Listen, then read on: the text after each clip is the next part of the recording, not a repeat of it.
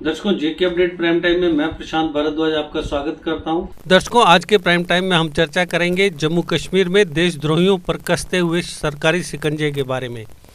जम्मू कश्मीर सरकार पिछले कुछ अरसे से एंटी नेशनल एक्टिविटीज़ में शामिल होकर आतंकवादी और अलगाववाद के एजेंडे को बढ़ावा देने वाले तत्वों के खिलाफ लगातार एक्शन मोड में है। इस साल की शुरुआत से ही देशद्रोहियों के खिलाफ लगातार कई कड़े कदम उठाए गए हैं। रविवार 1 अगस्त को भी जम्मू और कश्मीर में देशद्रोहियों और पत्थरबाजों की नकेल कसने के लिए जम्मू कश्मीर एडमिनिस्ट्रेशन ने एक बड़ा सख्त कदम उठाया है।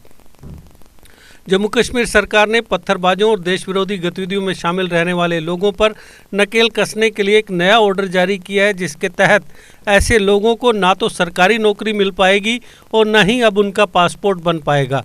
पत्थरबाजों और प्रदेश और राष्ट्र की सुरक्षा के लिए खतरा पैदा करने वाली गतिविधियों में शामिल रहने वाले लोगों को अब विदेश जाने का मौका नहीं मिलेगा। जम्मू कश्मीर सरकार ने रविवार को ऐसे तत्वों के खिलाफ एक बड़ी कार्रवाई करते हुए पासपोर्ट मंजूरी पर रोक लगाने, सरकारी नौकरियों का कोई प्रोविजन नहीं करने और अन्य प्रतिबंधों वाले ऑर्डर जारी किए। आधिकारिक सूत्रों के मुताबिक सीआईडी की स्पेशल ब्रांच कश्मीर के एसएसपी ने अपने सबऑर्डिनेट सभी ऑफिसर्स और एम्प्लॉइज को इस संबंध में एक लिखित ऑर्डर जारी किया है। उन्होंने साथ ही कहा कि जब किसी व्यक्ति की जांच करते हुए उसकी सिक्योरिटी अप्रूवल की रिपोर्ट तैयार करते हैं तो उस वक्त यह जरूर ध्यान रखें कि संबंधित व्यक्ति किसी भी तरह से पत्थरबाजी, प्रदेश व राष्ट्र की सुरक्षा के लिए खतरा पैदा करने वाली गतिविधियों, कानून व्यवस्था भंग करने में लिप्त ना रहा हो। ऑर्डर में स्पष्ट किया गया है कि अगर कोई शख्स ऐसी गतिविधियों में शामिल रहता है तो उसे किसी भी तरह से पासपोर्ट या गवर्नमेंट सर्विस के लिए क्लियरेंस न दी जाए। बताया जा रहा है कि इसके लिए सभी डिजिटल एविडेंस और पुलिस रिकॉर्ड को ध्यान में रखा जाएगा। इससे पहले जम्मू कश्मीर सरकार द्वारा केंद्र शासित प्रदेश जम्मू कश्मीर में नौकरियों के लिए नियुक्त होने वाले कैंडिडेट्स को 15 साल से लेकर अपनी शैक्षणिक योग्यता का पूरा ब्यौरा, पिछले 5 वर्ष के दौरान इस्तेमाल किए जाने वाले मोबाइल नंबर, ससुराल की जानकारी और बैंकों से लिए गए लोन का ब्यौरा उपलब्ध करवाने के लिए कहा गया था और इसकी इंक्वायरी सीआईडी डिपार्टमेंट को करने के आदेश दिए गए थे। सरकार द्वारा Jammu and Kashmir civil services verification of character and antecedents instructions 1997 के इंस्ट्रक्शंस 2 में संशोधन किया। सरकार की तरफ से तैयार किए गए व्यापक फॉर्मेट के तहत सेलेक्टेड कैंडिडेट्स को अपने परिवार के सदस्यों, ससुराल के सदस्यों, अपने मोबाइल नंबर, गाड़ियों के registration, Gmail, social media accounts आदि की जानकारी उपलब्ध करवाने के आदेश दिए। इसके साथ ही बैंक और पोस्ट ऑफिस में अकाउंट्स की जानकारी भी देनी जरूरी की गई। कैंडिडेट्स को एजुकेशनल व टेक्निकल क्वालिफिकेशन का ब्यौरा देने को कहा गया है। स्कूल, कॉलेज और यूनिवर्सिटी में की गई पढ़ाई के बारे में 15 साल की आयु से लेकर जानकारी देने को कहा गया। अगर कैंडिडेट पाकिस्तान, गुलाम कश्मीर या किसी बाहरी देशों में रहे हैं तो उन्हें इसकी जानकारी भी देनी होगी। पिछले 5 वर्ष के दौरान के विदेशी दौरों की जानकारी भी देनी होगी। कैंडिडेट्स को विदेशों में पढ़ रहे बच्चों का ब्यौरा भी देना होगा।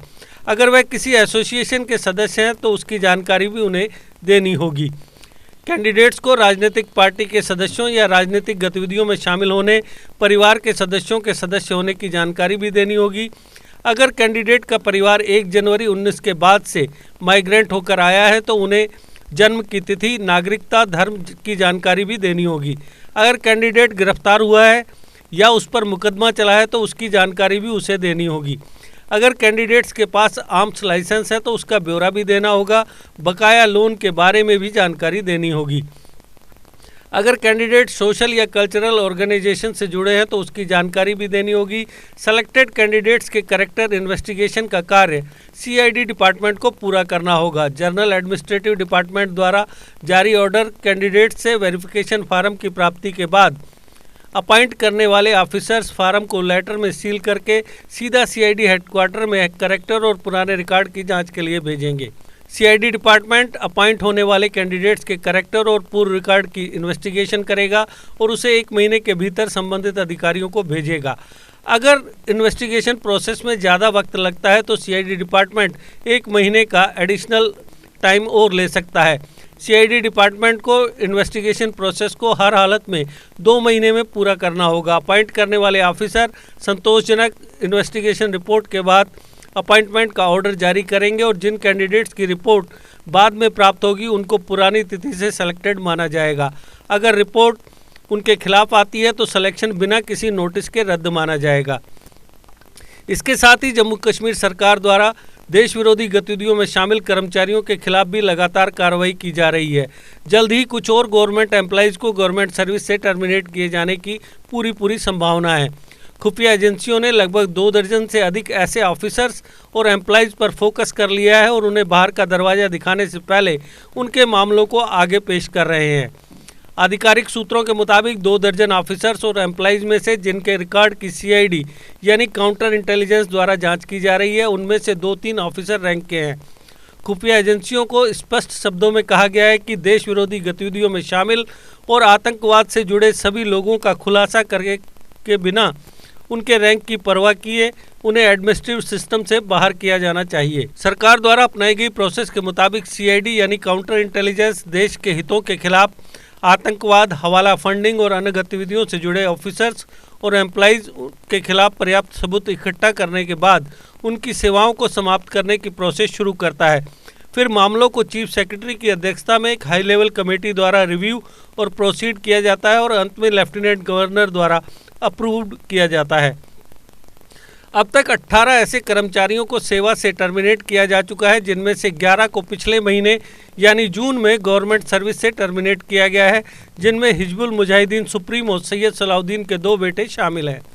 सूत्रों के मुताबिक आतंकवाद को बढ़ावा और समर्थन दे रहे कर्मचारियों को सरकारी नौकरियों से हटाने की प्रक्रिया तब तक जारी रहेगी जब तक ऐसे ऑफिसर्स और एम्प्लॉइज को प्रशासन से हटा नहीं दिया जाता।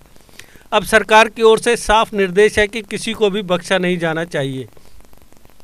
जहां सरकार के इन कदमों से जम्मू कश्मीर में देशद्रोही तत्वों पर लगाम कसी है, वहीं दूसरी ओर सिक्योरिटी फोर्सेज भी लगातार आतंकवादी संगठनों पर प्रहार करके उनकी कमर तोड़ने में जुटी हुई हैं।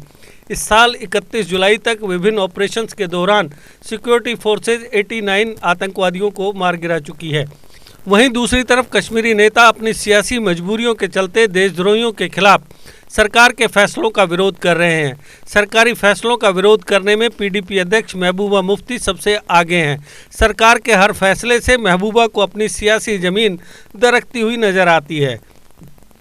सरकार के रविवार के फैसले पर नेशनल कॉन्फ्रेंस के वाइस प्रेसिडेंट उमर अब्दुल्ला ने कहा कि पुलिस की प्रतिकूल रिपोर्ट अदालत में दोषी पाए जाने के बराबर नहीं हो सकती। यह टिप्पणी जम्मू कश्मीर पुलिस की CID विंग द्वारा पथराव या विध्वंसक गतिविधियों में शामिल सभी लोगों को पासपोर्ट और अन्य गवर्नमेंट सर्विस के लिए जरूरी सिक्योरिटी क्लियरेंस से इनकार करने के आदेश के एक दिन बाद आई है। नेशनल कॉन्फ्रेंस लीडर ने ट्विटर पर लिखा, एक प्रतिकूल पुलिस रिपोर्ट कानून की अदालत में दोषी पाए जाने का ऑप्शन नहीं हो सकती है। 1.5 साल पहले जम्मू कश्मीर पुलिस ने पब्लिक सेफ्टी एक्ट के तहत मेरी नज़रबंदी को सही ठहराने के लिए एक प्रतिकूल पुलिस रिपोर्ट बनाई थी, जो कि कानूनी चुनौती के दौरान नहीं टिकेगी। वह अगस्त 2019 में केंद्र द्वारा जम्मू कश्मीर के विशेष दर्जे को रद्द करने के बाद अपनी PSA के तहत नज़रबंदी का जिक्र कर रहे थे। तत्कालीन जम्मू कश्मीर राज्य के पूर्व मुख्यमंत्री ने कहा कि अपराध या बेगुनाही अदालत में साबित होनी चाहिए और यह अप्रमाणित पुलिस रिपोर्टों पर आधारित नहीं होनी चाहिए। वहीं जम्मू कश्मीर अपनी पार्टी के अध्यक्ष अल्ताफ बुखारी ने भी सरकार के फैसले की कड़ी आलोचना की है। उन्होंने कहा कि यह फैसला कश्मीर के प्रति प्रधानमंत्री नरेंद्र मोदी की सोच को दर्शाता है। सरकार के इस मनमाने फैसले से युवा गलत दिशा में जाने को प्रेरित होंगे। ऐसे फैसले मौजूदा वक्त में कश्मीर में जारी सुलह प्रक्रिया को प्रभावित करेंगे। लेकिन उमर अब्दुल्ला, महबूबा मुफ्ती और अल्ताफ बुखारी जैसे कश्मीरी नेता शायद ये भूल गए हैं कि पिछले 32 सालों के दौरान सरकार द्वारा देशद्रोही गतिविधियों, आतंकवाद और अलगाववाद में शामिल तत्वों के खिलाफ कार्रवाई न किए जाने की वजह से ही कश्मीर मौजूदा हालात में पहुंचा है।